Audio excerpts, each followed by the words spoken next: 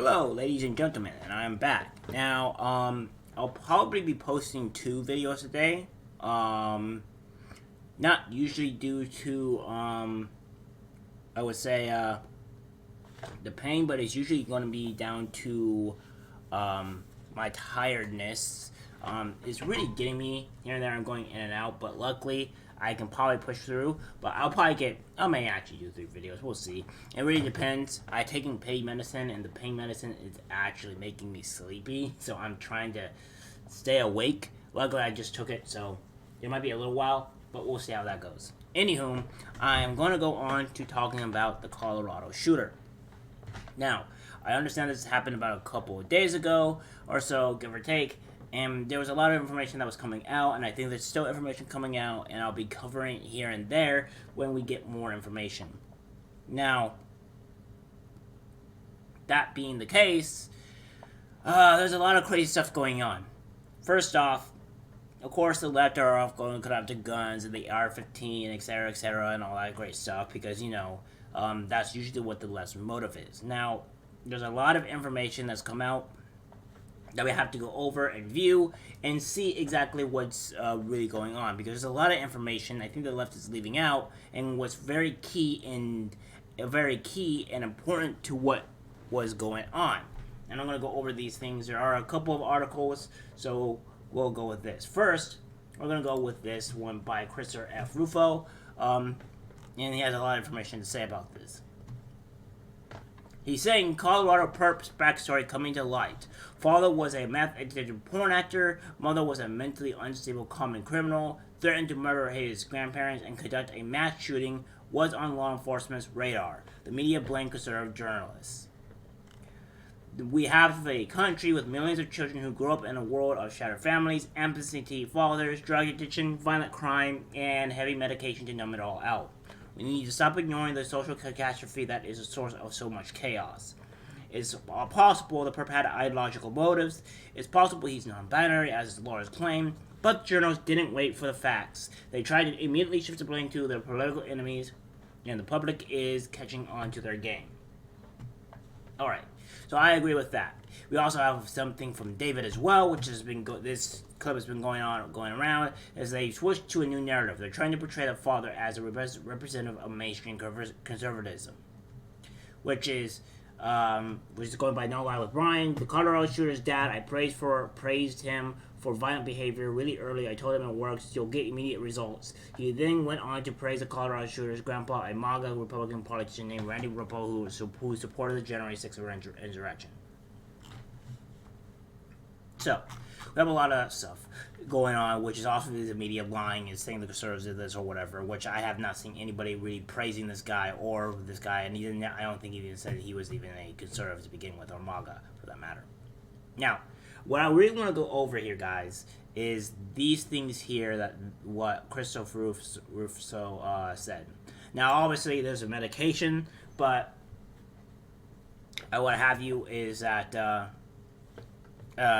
kind of the bit less of a serious situation. So, what I mean by this is that Christopher Russo is correct in the shattered families, absentee fathers, and drug addiction and violent crime. Now, the violent crime is usually dealt with is usually going to be dealt with horrible policies and stuff like that that's happening in, I want to say, mostly Democratic states. I guess Republican states you could say as well, but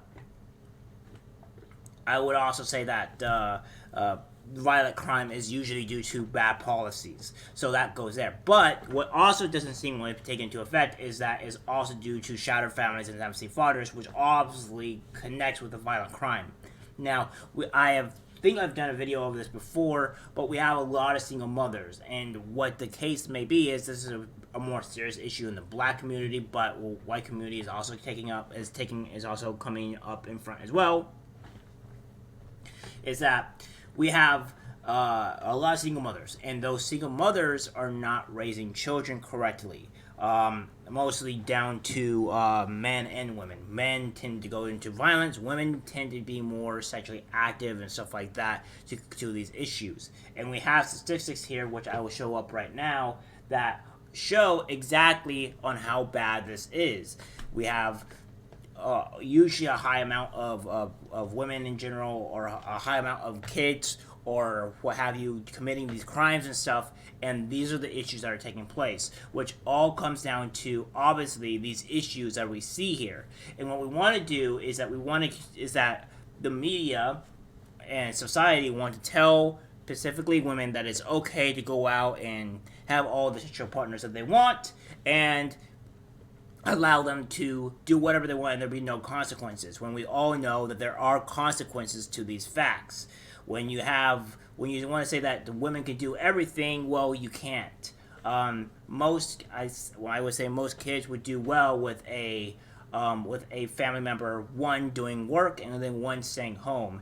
And another thing is that we have this fact, or this reality, to where we have to shame women to where it's bad for them to be a housewife or to just stay home and ignore some of their roles. And that's what I was discussing. I think women and men have very strong roles, and I think women's roles for being staying at home or whatever is a very strong one. It's a very important one. And just because they stay home does not mean that is a bad thing. That could actually be very, very positive for the child. Women are more nurturing than men in most parts, so they are better at that job. So I think if we allow women to make choices rather than forcing them to do just, the typical the corporate job and stuff like that, and having them choose rather than forcing them to do this because what society wants to do them, I think women will be a lot more healthier space. I think women will soon be, less in a bad area, and I would also say that things will be looking up. But of course, the media wants to force women to do things that are negative to their health rather than positive, and I think that's one of the bigger issues. So yeah, I think Christopher F. Rufo was correct with this in this sense, and we have to fix this. And in order to fix this, it requires some things that may be seen misogynist or bad in some people's eyes, but I think it's the truth. So, and one of those things is to maybe have women stay at home and have them choose what they want and fix all that stuff as well, because I think that's more important. Now we have all the information that is out right now is that we have the Colorado Club Q shooting. Suspect makes first virtual court appearance, held without bail. The suspect in the deadly LGBTQ nightclub shooting in Colorado Springs, Colorado, made an initial appearance in court by video Wednesday. It was held without bail. In a brief video appearance from jail, 22-year-old. I'm not going to say this man's name because he doesn't deserve to have his name be out into the light, which is what the media wants to do. Could be seen slumped in a chair, flanked by two defense attorneys. The attorneys had to prompt their client when El Paso County Court Judge Charlotte and Kinney asked Anderson to state their name and whether they understood their constitutional rights. With visible injuries on the right side of their face, he answered in a slurred, hushed tones. The attorneys waived reading and advisement of the rights, charges, and penalties in the case. And Kinney set the next hearing for December 6th at 8:30 a.m. with the judge Michael McHenry. I wish they would sentence this guy a little bit quicker than this, because I think a lot of these important court proceedings should be going faster. But that's just my opinion. The court appearance came after a defense attorney said late Thursday that their client is non-binary, and in court filings referred to the suspect as mixed something. Did they misspell that, by the way?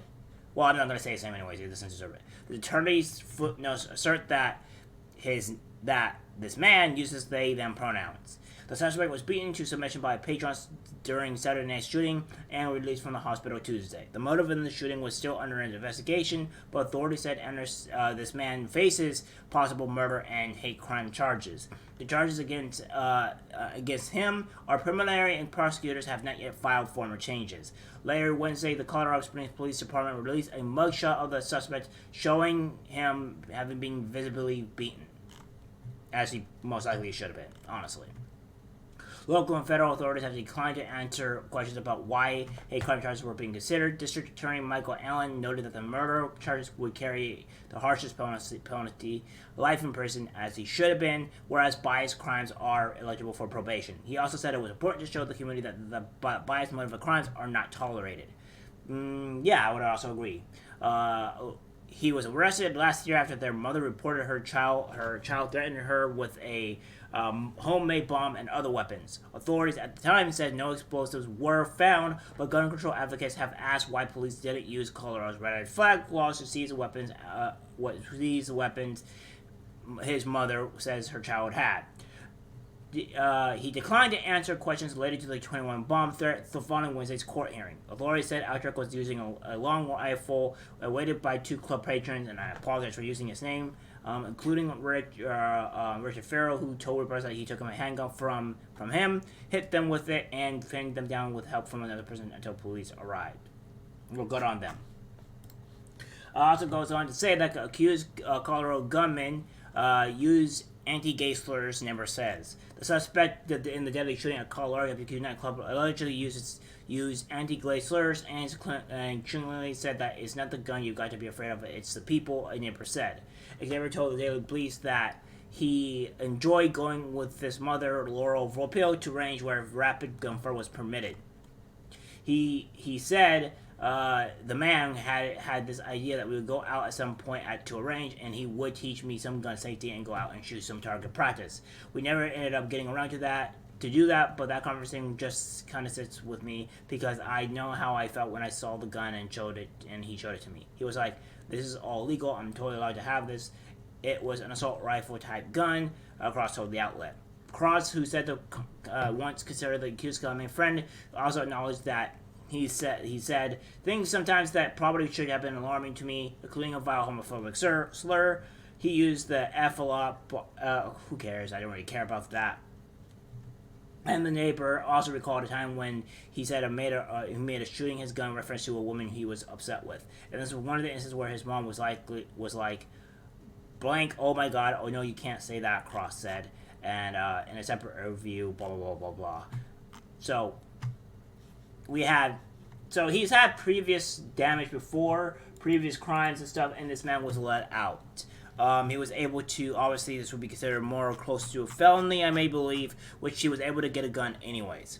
So, that being said, I think a bigger issue here is with the terms of the police not doing their job and a lot of stupidity coming from, I would say, the police department and FBI, etc., for not doing the job. Again, all of this could have been easily prevented if only the police actually did their job. If the justice system actually did their job and kept him in prison and away from stuff like this, none of this would have happened. But of course, the justice system seems to be failing us yet again, and this is part of the reasons why we need a massive reform, because people are just going out and doing this stuff, and we've all known this about this before. How many times have we seen this to where there have been mass shootings, but the police department or etc. knew exactly what this person was, and they still allowed them to be outside the gates of prison